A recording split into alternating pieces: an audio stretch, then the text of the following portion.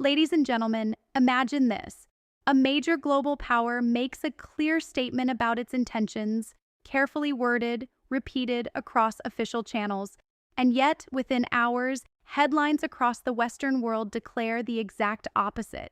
Threats become aggression, defensive measures become expansionism, and calls for mutual respect get twisted into evidence of hidden malice.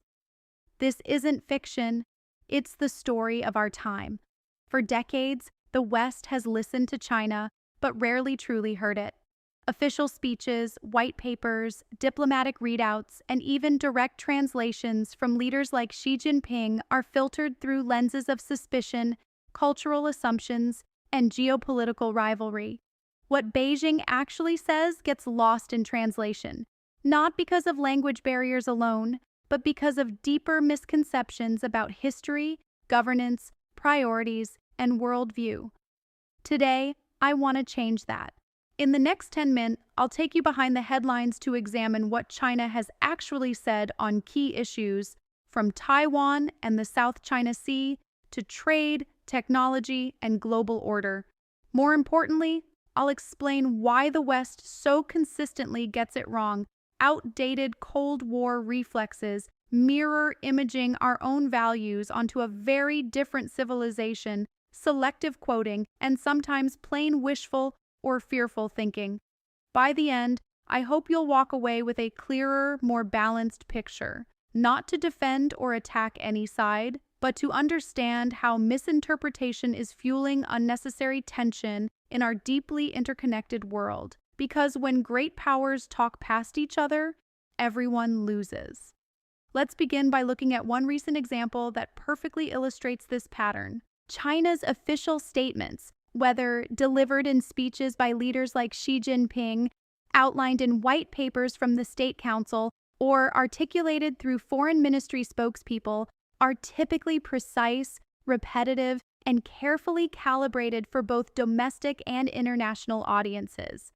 These communications emphasize consistent themes: peaceful development, mutual respect, non-interference in internal affairs, win-win cooperation, and safeguarding core national interests such as sovereignty and territorial integrity. Yet, in much of the Western media and policy discourse, these same words undergo a process of deliberate reframing that transforms their intended meaning into something more alarming or sinister. This reframing often begins with selective quoting, where isolated phrases are pulled from longer contexts and presented without the surrounding explanations that clarify defensive or historical intent. For instance, when Chinese officials repeatedly describe actions in the South China Sea or toward Taiwan as safeguarding core interests or exercising sovereign rights, Western outlets frequently highlight terms like assertive or aggressive in headlines and analyses, implying expansionist ambition rather than a response rooted in long-standing territorial claims and perceived encirclement. The full statements, which stress adherence to international law, historical rights, and a desire to avoid conflict through dialogue, are downplayed or omitted entirely, creating an impression of unilateral belligerence. A similar pattern appears in coverage of diplomatic language around humanitarian or economic initiatives. During the COVID-19 pandemic, China's provision of medical supplies and vaccines to various countries was officially framed as acts of solidarity and shared responsibility under the banner of building a community with a shared future for mankind. However, numerous Western reports reframed these efforts as mask diplomacy or vaccine diplomacy, portraying them primarily as cynical tools to expand geopolitical influence, buy goodwill, or mask authoritarian tendencies. Metaphors in coverage cast China as a manipulative politician exploiting vulnerability, an upstart leveraging fortune for dominance, or even an aggressor using aid as a subtle form of coercion. Images that undermine the stated humanitarian purpose and recast routine assistance as strategic maneuvering. This selective approach extends to economic and technological matters. Official Chinese statements on initiatives like the Belt and Road often describe them as opportunities for inclusive development, infrastructure connectivity, and mutual benefit among participating nations. Yet, Western analyses frequently emphasize debt traps, dependency, or neocolonialism, cherry-picking examples of financial strain in recipient countries while minimizing instances of successful projects or Beijing's repeated assurances about sustainable financing and local consultation. Phrases emphasizing win-win cooperation are quoted sparingly, if at all, allowing narratives of exploitation to dominate. In policy documents and leader remarks on global governance, China consistently advocates for a multipolar world, reformed international institutions, and greater representation for developing countries, positions presented as correcting imbalances inherited from Western dominance. Western commentary, however, often reframes these calls as challenges to the rules-based order, evidence of revisionism, or attempts to supplant liberal norms with authoritarian alternatives. Terms like democracy with Chinese characteristics or human rights that prioritize development are isolated and contrasted unfavorably with Western models, ignoring the broader context in which Beijing positions them as legitimate variations suited to different national conditions. Even routine diplomatic readouts from bilateral meetings undergo this distortion. When Chinese officials reiterate principles of non-interference or respect for sovereignty in discussions with counterparts, these are sometimes spun as endorsements of autocratic regimes or indifference to universal values. The repetition in official channels, designed to signal consistency and predictability, is instead cited as propaganda or inflexibility rather than a deliberate effort to build trust through reliability. Policy circles compound the issue by relying on these reframed versions in briefings, think tank reports, and congressional testimonies. Intelligence assessments and security analyses draw from media summaries that prioritize threat inflation over nuance, leading to recommendations based on perceived aggression rather than the actual wording and intent of statements. This creates a feedback loop. Media outlets cite official Western sources that, in turn, draw from earlier media interpretations, entrenching a distorted consensus. The result is a persistent gap between what Beijing communicates through its channels and how it is perceived abroad. Official language meant to project restraint, confidence, and a defensive posture shaped by historical experience becomes evidence of hidden malice or hegemonic design in many Western interpretations. This misalignment arises not solely from linguistic barriers, but from editorial choices, ideological lenses, and competitive geopolitical incentives that favor alarmist framing over balanced representation of the source material. China's official rhetoric on issues like Taiwan, the South China Sea, and territorial sovereignty is deeply rooted in what Beijing calls the Century of Humiliation, a historical period from roughly 1839 to 1949, when China endured repeated defeats, foreign invasions, unequal treaties, territorial losses, and subjugation by Western powers, Russia and especially Japan. This era began with the First Opium War, 1839-1842, which forced the Qing dynasty to cede Hong Kong, open treaty ports, grant extraterritorial rights to foreigners, and pay massive indemnities. It continued through further humiliations: the Second Opium War, the Sino-French War, the First Sino-Japanese War, 1894-1895, that resulted in the loss of Taiwan and influence over Korea, the Boxer Rebellion and its suppression by an 8-nation alliance, Japan's occupation of Manchuria in 1931, and the full-scale invasion during the Second Sino-Japanese War, 1937-1945, which caused immense suffering and further territorial concessions. The period ended symbolically with the founding of the People's Republic of China in 1949, or the end of World War II in 1945, when China regained some international status but still carried the scars of fragmentation and weakness. This collective memory is not mere historical trivia in China. It forms a core part of national identity, taught extensively in schools, invoked in state media, and referenced by leaders like Xi Jinping to frame contemporary policies. The narrative emphasizes how foreign powers exploited China's internal divisions and technological backwardness, carving out spheres of influence, imposing extraterritoriality that placed foreigners above Chinese law, and annexing or controlling vast territories. Taiwan's separation, ceded to Japan in 1895 under the Treaty of Shimonoseki, stands out as a particularly vivid symbol of this loss, representing unfinished national reunification and a lingering wound from imperial aggression. Beijing's repeated use of terms like reunification is presented as rectifying this historical injustice, restoring sovereignty over what it views as an integral part of China severed by foreign intervention during a time of national weakness. Similarly, claims in the South China Sea draw on historical rights and maps from before the era of Western dominance, portraying current positions as defending against renewed attempts at encirclement or containment, echoes of how foreign navies once dominated China's coastal waters.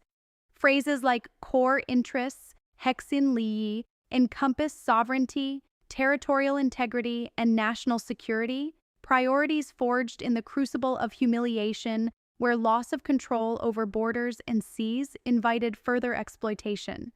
Official statements stress that these are non-negotiable because they touch on the very survival and dignity of the nation. Lessons drawn from a time when yielding to foreign pressure led to cascading defeats. Yet Western interpretations often overlook or downplay this historical dimension.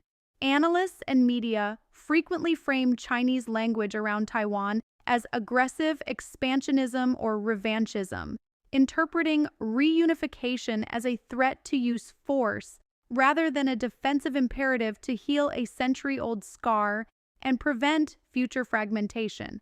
Western discourse tends to project its own historical experiences, such as post-World War II norms against territorial conquest, onto China, assuming that sovereignty disputes should be resolved through liberal mechanisms like self-determination or international arbitration.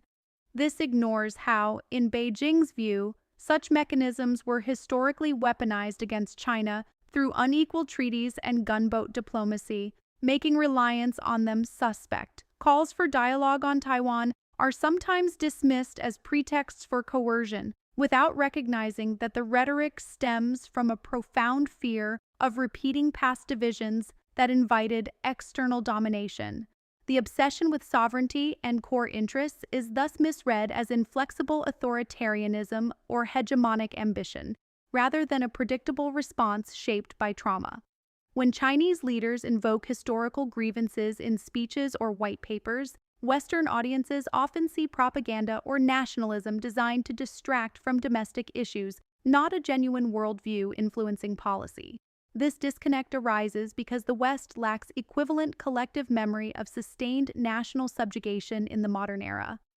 Its historical narratives emphasize triumph in world wars, decolonization leadership, or democratic progress, not prolonged victimhood. As a result, defensive Chinese postures, military modernization to deter interference, insistence on one China principles are cast as offensive threats, escalating tensions through mutual incomprehension. The historical lens explains why Beijing reacts so strongly to perceived encroachments, like arms sales to Taiwan or freedom of navigation operations, viewing them as echoes of past humiliations rather than routine great power behavior. This historical memory also informs broader foreign policy language. References to mutual respect and non-interference reflect a desire to avoid the hierarchies and interventions that defined the century of humiliation, while win-win cooperation counters narratives of exploitation once imposed on China. When Western commentary ignores these roots, it perpetuates a cycle where China's words are heard as coded aggression, not as expressions of a civilization determined never to return to weakness or division. Understanding this context reveals that much of Beijing's rhetoric is conservative and restorative, aimed at safeguarding what was lost, rather than revolutionary or expansionist in the Western sense. Western analysts and policymakers frequently fall into the trap of mirror imaging. When interpreting China's words and actions, they project their own liberal democratic assumptions, values, and institutional logics onto a political system that operates on fundamentally different premises. This cognitive bias, assuming adversaries think and prioritize like oneself, distorts understanding, turning Chinese rhetoric into something it is not, often amplifying perceived threats while missing genuine intent. In liberal democracies, political legitimacy derives primarily from electoral competition, individual rights protections, checks and balances, independent media, civil society activism, and short-term accountability to voters. Leaders face constant scrutiny through free press, opposition parties, judicial oversight, and public opinion polls that can shift rapidly. Policy success is measured in cycles of elections, typically 4 to 5 years, where economic performance, personal freedoms, and visible responsiveness to citizen demands dominate. Foreign policy often reflects domestic pressures, alliances built on shared ideological values like democracy promotion, human rights conditionality in aid, or interventions justified by universal norms. China's system, by contrast, prioritizes stability, sovereignty, and long-term national rejuvenation. Under centralized Communist Party leadership, legitimacy rests on performance, sustained economic growth, poverty alleviation, technological advancement, social order, and delivering prosperity to the masses rather than periodic popular mandates. The party views itself as the guardian of historical continuity and collective interests, not as a temporary steward subject to voter recall.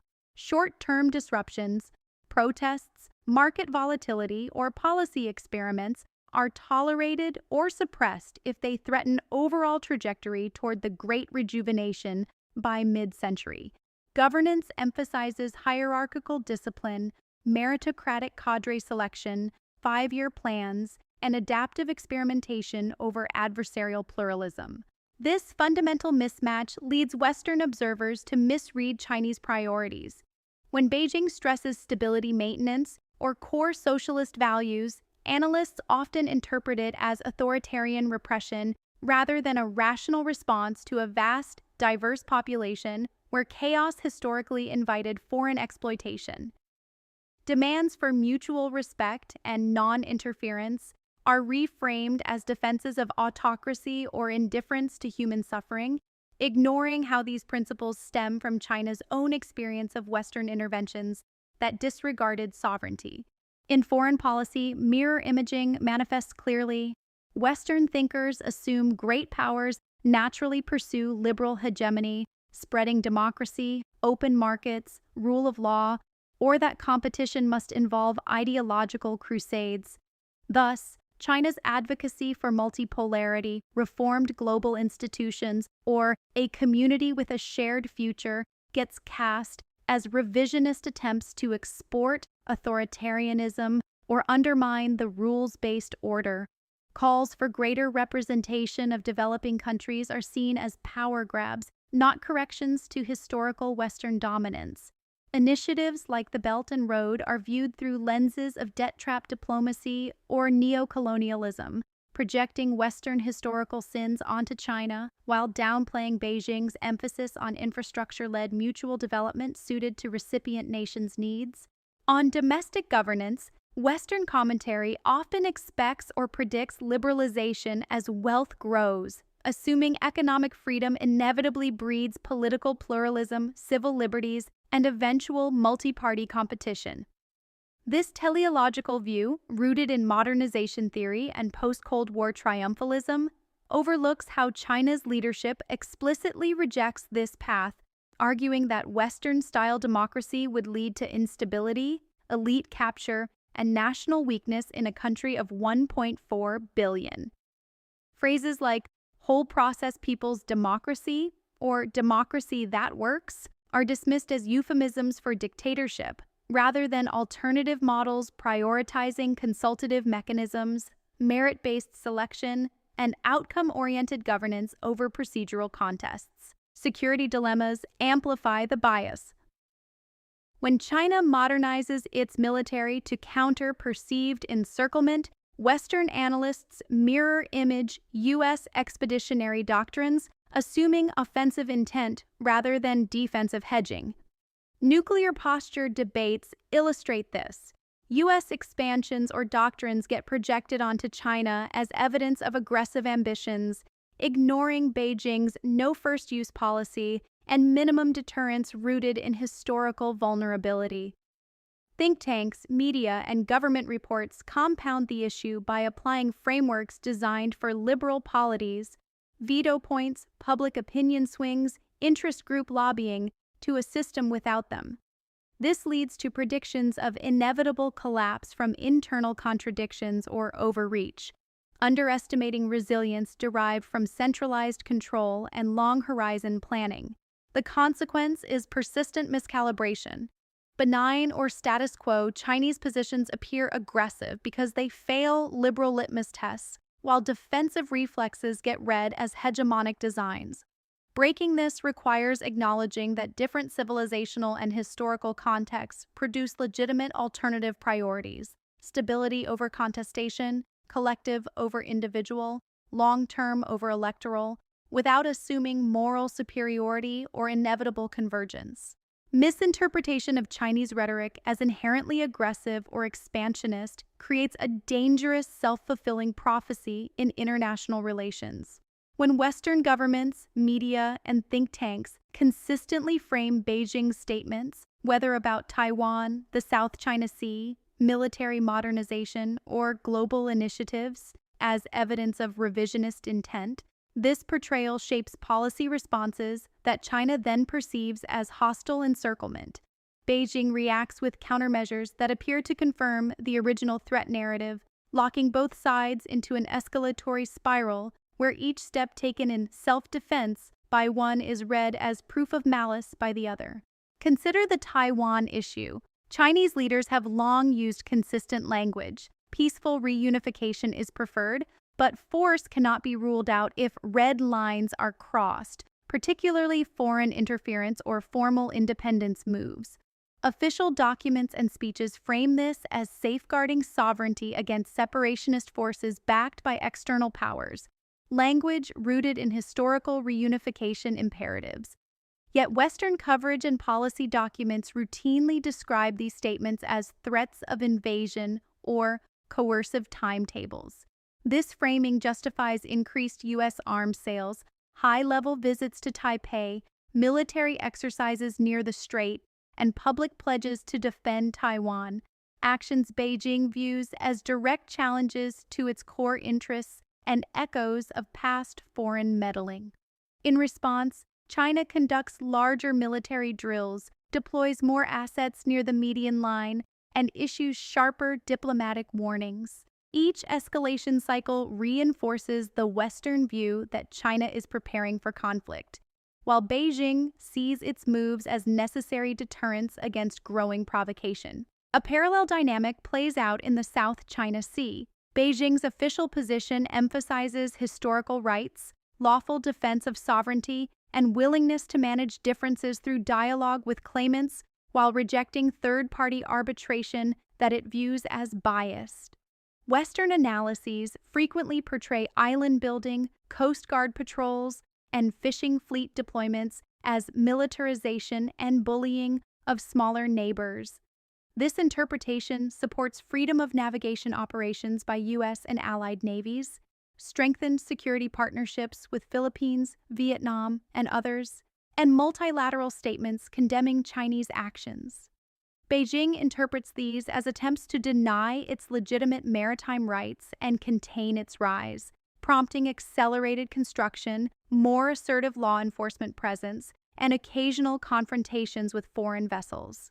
The resulting incidents, near collisions, water cannon use, ramming, are then cited as further proof of Chinese aggression, justifying even tighter alignment against Beijing and more frequent transits through disputed waters. The same mechanism operates in the technological and economic domains.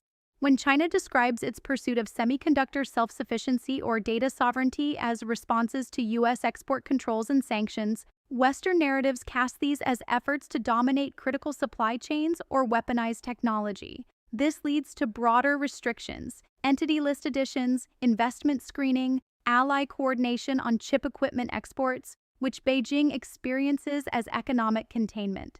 In turn, China accelerates domestic innovation programs, restricts rare earth exports when tensions peak, and deepens tech ties with non-Western partners. Each round heightens mutual suspicion. The West sees confirmation of strategic rivalry. China sees validation of its need for resilience against decoupling. Even in global governance, misread intentions breed escalation. China's calls for multipolarity and reformed institutions are presented in the West as bids to dismantle the liberal order.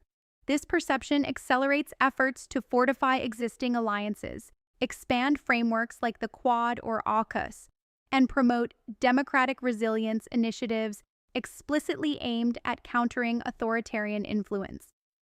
Beijing views these as new Cold War-style blocs designed to isolate and suppress its legitimate rise, prompting deeper engagement with BRICS, SCO, Global South Outreach, and alternative financial mechanisms.